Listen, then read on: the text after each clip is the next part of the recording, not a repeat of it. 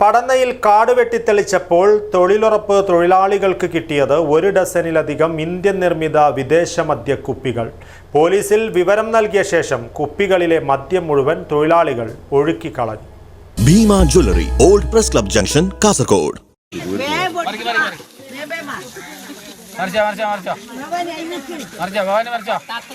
പടന്ന ഗ്രാമപഞ്ചായത്തിലെ 4-ാം വാർഡിലെ കാന്തിലോട്ടാണ് സംഭവം.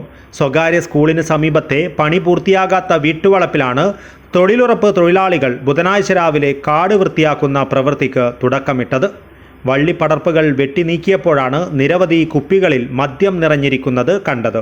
പല കുപ്പികളും പൊട്ടിച്ച് ചെറിയ കുപ്പികളിൽ നിറച്ചു വെച്ചതായും ഇവർ കണ്ടു.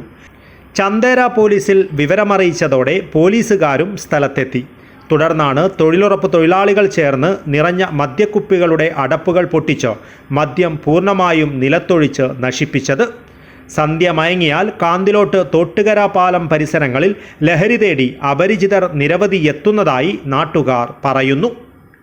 ഉറുമിസ് തൃക്കരിപ്പൂർ, ന്യൂസ് ബ്യൂറോ, ചെറുവത്തൂർ.